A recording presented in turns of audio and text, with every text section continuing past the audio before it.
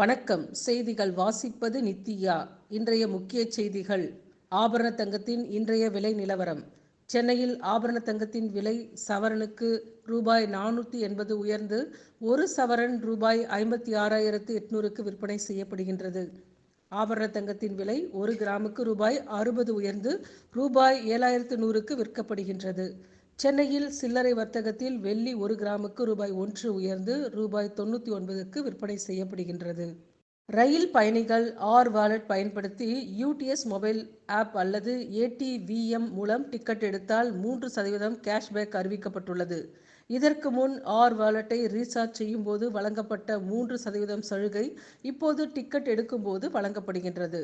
Ticket பெறுவதற்காக நீண்ட வரிசையில் நிற்பதை தவிர்க்க ஆப் மூலம் எளிதில் டிக்கெட் பெற்றுக்கொள்ள அறிவுறுத்தப்பட்டுள்ளது. UTS மொபைல் செயலியில் உள்ள வாலெட் அல்லது ATVM மூலம் டிக்கெட் வாங்குவோரை ஊக்குவிக்கும் விதமாக சலுகை அறிவிக்கப்பட்டுள்ளது. WWE சூப்பர் ஸ்டார் 619 புகழ் ரே மிஸ்டிரியோ வயது 66 காலமானார். WWE என்னும் புகழ்பெற்ற மல்யுத்த கலைஞரான ரே மிஸ்டிரியோ கடந்த 2009ஆம் ஆண்டு தொழில்முறை விளையாட்டுப் போட்டிகளிலிருந்து ஓய்வு பெற்றவர். வங்கக்கடலில் நிலை கொண்டுள்ள காற்றழுத்த தாழ்வு மண்டலம் படிப்படியாக வலுவிழக்க வாய்ப்பு என வானிலை ஆய்வு மையம் தகவல் தெரிவித்துள்ளது. சென்னைக்கு 450 கிலோமீட்டர் தொலைவில் உள்ள காற்றழுத்த தாழ்வு மண்டலம் மணிக்கு 7 கிலோமீட்டர் வேகத்தில் கிழக்கு வடகிழக்கு திசையில் நகர்கின்றது. அடுத்த 12 மணி நேரத்திற்கு பிறகு படிப்படியாக கடலிலேயே வலுவிழக்கும் என தெரிவிக்கப்பட்டுள்ளது. பிரதமர் மோடி குவைத் புறப்பட்டார். பிரதமர் நரேந்திர மோடி 2 நாட்கள் அரசு முறை பயணமாக குவைத் நாட்டிற்கு புறப்பட்டார். கடந்த 43 ஆண்டுகளில் இந்திய பிரதமர் குவைத் நாட்டிற்கு செல்வது இதுவே முதல் முறையாகும். ஜெர்மனியில் கிறிஸ்துமஸ் சந்தையில் தீவிரவாத தாக்குதல் நடத்தப்பட்டது. காரை கொண்டு பயங்கரமாக மோதி தாக்குதல். 2 பேர் உயிரிழப்பு, 60க்கும் மேற்பட்டோர் காயமடைந்துள்ளனர். 2006 முதல் ஜெர்மனியில் மருத்துவராக இருந்து வந்த சவுதியைச் சேர்ந்தவர் கைது செய்யப்பட்டுள்ளார். மின்சாரம் பாய்ந்து ஆதி பராசக்தி பக்தர் உயிரிழந்த சோகம். ராணிப்பேட்டையில் ஆற்காடு அடுத்த 30 வெட்டி என்ற பகுதியில் டீ குடிப்பதற்காக பேருந்தை ஓரம் கட்டிய போது தாழ்வாக தொங்கிய மின்கம்பியில் பேருந்து உரசியதில் மின்சாரம் பாய்ந்து அகல்யா வயது 20 என்பவர் உயிரிழந்துள்ளார். வாணியம்பாடியில் இருந்து 20க்கும் மேற்பட்டோர் மேல்மருவத்தூர் கோவிலுக்கு சென்றபோது விபத்து ஏற்பட்டுள்ளதாக போலீசாரின் விசாரணையில் தகவல் வெளியாகியுள்ளன. காற்றழுத்த தாழ்வு மண்டலம் சென்னையிலிருந்து 390 கிலோமீட்டர் தொலைவில் நிலை கொண்டுள்ளது. விசாகப்பட்டினத்தில் இருந்து 430 கிலோமீட்டர் தொலைவில் காற்றழுத்த தாழ்வு மண்டலம் நிலை கொண்டுள்ளது. ஒடிசா கோலாப்பூரிலிருந்து 610 கிலோமீட்டர் தொலைவில் நிலவும் காற்றழுத்த தாழ்வு மண்டலம் அடுத்த 24 மணி நேரத்தில் ஆந்திரா, தமிழ்நாடு கடற்கரை நோக்கி நகரும் என்று இந்திய வானிலை ஆய்வு மையம் தெரிவித்துள்ளது. ரிசர்வ் வங்கி அங்கீகாரமின்றி கடன் வழங்கினால் 10 ஆண்டு சிறை. அங்கீகாரமின்றி செயல்படும் கடன் வழங்கும் நிறுவனங்கள் தனிநபர்களுக்கு 10 ஆண்டுகள் சிறை தண்டனை விதிக்கும் வகையில் அறிமுகப்படுத்தப்பட்டுள்ள கடன் நடவடிக்கைகளை தடை செய்யும் மசோதா குறித்து பொதுமக்களிடம் கருத்து கேட்க மத்திய அரசு முடிவு செய்துள்ளது. நாடு முழுவதும் உரிய அங்கீகாரமின்றி செயல்படும் கடன் வழங்கும் நிறுவனங்கள் தனிநபர்கள் மீது நடவடிக்கை எடுப்பது தொடர்பாக அறிக்கை தாக்கல் செய்ய பணிக்குழு ஒன்றை இந்திய ரிசர்வ் வங்கி நியமித்தது. அந்த குழு தாக்கல் செய்த அறிக்கையில் உரிய அங்கீகாரமின்றி கடன் வழங்கும் நிறுவனங்கள் மற்றும் தனிநபர்களுக்கு அதிகபட்சமாக 7 ஆண்டுகள் சிறை தண்டனையும் 1 கோடி ரூபாய் வரை அபராதம் விதிக்கவும் பரிந்துரைக்கப்பட்டது. இந்நிலையில் கடன் நடவடிக்கைகளை ஒழுங்குபடுத்தும் விதமாக பியூலா எனப்படும் ஒழுங்கற்ற கடன் நடவடிக்கைகளை தடை செய்தல் மசோதாவை பார்லிமென்ட்டில் தாக்கல் செய்ய மத்திய அரசு முடிவு செய்துள்ளது. இந்த மசோதா தொடர்பான பொதுமக்களின் கருத்துக்கள் வரவேற்கப்படுவதாக அறிவித்துள்ள மத்திய அரசு அதை அடுத்த ஆண்டு பிப்ரவரி 13ஆம் தேதிக்குள் அனுப்பலாம் என கால அவகாசம் நிர்ணயித்துள்ளது. வரைவு மசோதாவில் கூறப்பட்டுள்ளதாவது, ரிசர்வ் வங்கி அல்லது ஒழுங்குமுறை அதிகாரிகளால் அங்கீகரிக்கப்படாத நபரோ அல்லது நிறுவனமோ பொது கடன் நடவடிக்கைகளில் ஈடுபடுவதை இந்த மசோதா தடை செய்கின்றது. உரிய அங்கீகாரமின்றி செயல்படும் தனிநபர் அல்லது நிதி நிறுவனங்களுக்கு அதிகபட்சமாக 7 ஆண்டுகள் சிறை தண்டனை விதிக்கப்படும். அதே சமயம் அங்கீகாரமின்றி கடன் வழங்குபவர்களுக்கு 2 லட்சம் முதல் 1 கோடி ரூபாய் வரை அபராதம் விதிக்கப்படும்.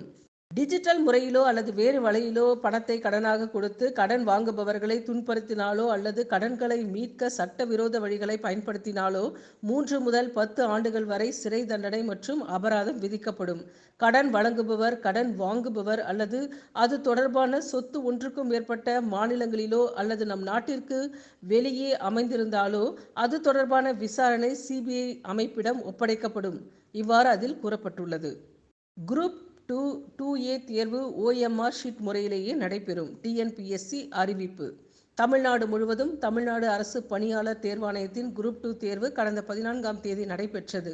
இதில் குரூப் 2 மற்றும் 2A தேர்வை 38 மாநிலங்களில் 2763 தேர்வு மையங்களில் 7,93,966 தேர்வகங்களில் 5,83,467 தேர்வலர்கள் முதல்நிலை தேர்வு எழுதினர். குரூப் 2 மற்றும் 2A பணிகளுக்கான முதன்மை எழுத்துத் தேர்வுகளுக்கு அனுமதிக்கப்பட்ட தேர்வர்களின் பட்டியல் கடந்த 12ஆம் தேதி வெளியிடப்பட்டது. குரூப் 2 பயணிகளுக்கு மொத்தம் 534 காலி பணியிடங்கள் உள்ள நிலையில் முதன்மை தேர்வுக்கு 7,987 பேர் தற்காலிகமாக தேர்வு செய்யப்பட்டுள்ளனர். குரூப் 2A பணிகளுக்கு 2006 பணியிடங்கள் காலியாக உள்ளன. மொத்தமாக குரூப் 2 மற்றும் 2A முதன்மை தேர்வுக்கு 21,822 பேர் தேர்வு செய்யப்பட்டுள்ளனர். இவர்களுக்கான முதன்மை எழுத்துத் தேர்வுகள் 2025ஆம் ஆண்டு பிப்ரவரி மாதம் நடைபெற உள்ளது. இந்நிலையில் குரூப் 2, 2A முதன்மை தேர்வு OMR ஷீட் முறையிலேயே நடைபெறும் என்று TNPSC அறிவித்துள்ளது. கணினி CBT மோட் வழியில் நடைபெறும் என அறிவிக்கப்பட்டிருந்த நிலையில் மாற்றம் செய்யப்பட்டுள்ளது என்பது குறிப்பிடத்தக்கது. தமிழக அரசு மீது ஆளுநர் குற்றச்சாட்டு. தேர்வு குழுவில் வேண்டுமென்றே பல்கலைக்கழக மானியக்குழு உறுப்பினர் தவிர்க்கப்பட்டிருக்கின்றார். 3 பல்கலைக்கழகங்களுக்கு ஏற்கனவே அமைக்கப்பட்டுள்ள தேடுதல் குழுவை திரும்பப் பெற வேண்டும். UGC உறுப்பினர் இல்லாமல் தேடுதல் குழுவை அமைத்தால் அது நீதிமன்றத்தால் நிராகரிக்கப்பட நேரிடும்.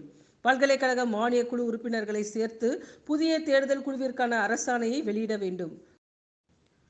துணைவேந்தர் நியமனம் தொடர்பான தேடல் குழு விவகாரத்தில் தமிழக அரசு மீது ஆளுநர் RN ரவி குற்றச்சாட்டு. நெல்லை கொலை சம்பவம். தமிழக அரசுக்கு உயர்நீதிமன்றம் உத்தரவு. நெல்லையில் நீதிமன்றத்திற்கு வெளியே இளைஞர் வெட்டி கொல்லப்பட்டது தொடர்பாக அறிக்கை தாக்கல் செய்ய உத்தரவிட்டுள்ளனர். காவல்துறையினர் பாதுகாப்பு பணியில் இருந்த போதும் ஏன் கொலையை தடுக்கவில்லை என்று சென்னை உயர்நீதிமன்றம் கேள்வி எழுப்பியுள்ளது. தட்கல் திட்டத்தில் தனி தேர்வலர்கள் விண்ணப்பிக்கலாம். 10, 11, 12ஆம் வகுப்பு பொதுத் தேர்வுகள் விண்ணப்பிக்க தவறிய தனி தேர்வலர்கள் தட்கல் திட்டத்தில் விண்ணப்பிக்கலாம். வரும் 23, 24, 26 ஆகிய தேதிகளில் காலை 10 மணி முதல் மாலை 5 மணி வரை இணைய வழியாக விண்ணப்பிக்க தேர்வுத்துறை அறிவுறுத்தப்பட்டுள்ளது. கூட்டுக்குழு மாநிலங்களவை உறுப்பினர்கள் அறிவிப்பு. ஒரே நாடு ஒரே தேர்தல் தொடர்பான கூட்டுக்குழுவில் இடம்பெற்றுள்ள மாநிலங்களவை உறுப்பினர்கள் அறிவிக்கப்பட்டுள்ளனர். திமுக MP வில்சன், விஜயசாய் ரெட்டி, லட்சுமணன், முகுல் வாஷ்னிக் உள்ளிட்ட 12 பேர் இடம்பெற்றுள்ளனர். நெல்லை கொலை வழக்கு. EPS கண்டனம். எங்கும் கொலை எதிலும் கொலை என்ற அவல நிலைக்கு இன்று நீதிமன்றங்கள் கூட விதிவிலக்கல்ல. நீதிமன்ற வாயில்களில் அச்சமின்றி குற்ற செயல்கள் தொடர்ந்து நடைபெற்று வருகின்றன. ஆட்சியில் சட்டம் ஒழுங்கு மீள முடியாத அளவிற்கு படு பாதாளத்திற்கு சென்று விட்டது என சாட்சியே இது. சட்டத்தின் மீதோ அதை காக்கும் இடத்தில் உள்ள அரசின் காவல்துறை மீதோ குற்றவாளிகளுக்கு அச்சம் அறவே இல்லாத நிலை ஏற்பட்டுள்ளது. குற்ற செயல்களில் ஈடுபட்ட அனைவரையும் கைது செய்து நடவடிக்கை எடுக்க வேண்டும் என்று EPS கண்டனம் தெரிவித்துள்ளார். தேர்தல் ஆணையத்திற்கு அவகாசம் வழங்க மறுப்பு. இரட்டை இலை விவகாரத்தில் தேர்தல் ஆணையத்திற்கு அவகாசம் வழங்க சென்னை உயர்நீதிமன்றம் மறுப்பு தெரிவித்துள்ளது. உரிமையியல் வழக்கு முடியும் வரை அதிமுகவிற்கு இரட்டை இலையை வழங்கக்கூடாது என சூரியமூர்த்தி மனு. தனது கருத்துக்களை தெரிவிக்க அவகாசம் தேவை என்பதால் தேர்தல் ஆணையத்திற்கு 8 வாரம் அவகாசம் வழங்க கோரிக்கை. மனு மீது முடிவெடுக்க கூடுதல் அவகாசம் வழங்க மறுத்து சூரியமூர்த்தியின் மனுவை தள்ளுபடி செய்தது உயர்நீதிமன்றம். ஹரியானாவில் முன்னாள் முதலமைச்சர் காலமானார். ஹரியானா மாநில முன்னாள் முதலமைச்சரும் இந்திய தேசிய லோக் தளம் கட்சி தலைவருமான ஓம் பிரகாஷ் சௌதாலா மாரடைப்பால் காலமானார். அவருக்கு வயது 89. ஓம் பிரகாஷ் சௌதாலா 1989 முதல் 2005 வரை 4 முறை முதலமைச்சராக பதவி வகித்துள்ளார். ஜனவரி 6ஆம் தேதி கூடுகிறது சட்டப்பேரவை. 2025ஆம் ஆண்டின் முதல் சட்டப்பேரவை கூட்டத்தொடர் ஜனவரி 6ஆம் தேதி ஆளுநர் RN ரவியின் உரையுடன் தொடங்கும் என சபாநாயகர் அப்பாவு அறிவித்துள்ளார். கடந்த ஆண்டு முதல் மற்றும் கடைசி பக்கத்தை மட்டும் படித்தார். இந்த முறையாவது அரசின் உரையை ஆளுநர் முழுமையாக படிப்பார் என நம்புகின்றேன் என சபாநாயகர் பேட்டியளித்துள்ளார். இது தொடரக்கூடாது என்று RSS தலைவர் தெரிவித்துள்ளார். அயோத்தியில் ராமர் கோயில் கட்டிய பிறகு அதே போன்ற பிரச்சனையை வேறு இடங்களில் எழுப்பி இந்துக்களுக்கு தலைவர்களாகி விடலாம் என சிலர் நினைக்கின்றனர். இதை ஏற்றுக்கொள்ள முடியாது. இது தொடரவும் கூடாது. பலதரப்பட்ட நம்பிக்கை கொண்டவர்களும் ஒற்றுமையாக வாழ முடியும் என்பதற்கு இந்தியா எடுத்துக்காட்டாக இருக்க வேண்டும் என்று RSS தலைவர் மோகன் பகவத் தெரிவித்துள்ளார். காலி குடம் உருண்டால் சத்தம் அதிகமாக இருக்கும். முதலமைச்சர் ஸ்டாலின் கண்டனம். சட்டப்பேரவையில் எடப்பாடி பழனிசாமி சத்தம் போட்டு பேசியதை டிவியில் காட்டியிருந்தால் இந்த ஆட்சி கலந்திருக்குமாம். என்ன காமெடி இது! காலியான குடம் எப்படி உருண்டாலும் சத்தம் அதிகமாகத்தான் வரும். அதேபோல அவர் என்னதான் கத்தி கூப்பாடு போட்டாலும் அதில் உண்மை இருக்காது. எங்களை நோக்கி கத்தி பேசும் அவருக்கு மத்திய அரசை நோக்கி கீச்சு குரலில் கூட பேச முடியவில்லை. இந்த நிலையில்தான் இருக்கின்றது அதிமுக என்று முதலமைச்சர் ஸ்டாலின் தெரிவித்துள்ளார். கணவர்களை மிரட்டி பணம் பறிக்க அல்ல சட்டங்கள். உச்சநீதிமன்றம் அதிரடி தீர்ப்பு. தவறு செய்யும் ஆண்களிடம் இருந்து பெண்களை காப்பாற்றுவதற்கு கடுமையான சட்டங்கள் உருவாக்கப்பட்டுள்ளன. கணவர்களை மிரட்டி பணம் பறிக்க ஆதிக்கம் செலுத்த கடுமையான சட்ட விதிகள் அல்ல என்று உச்சநீதிமன்றம் காட்டம்.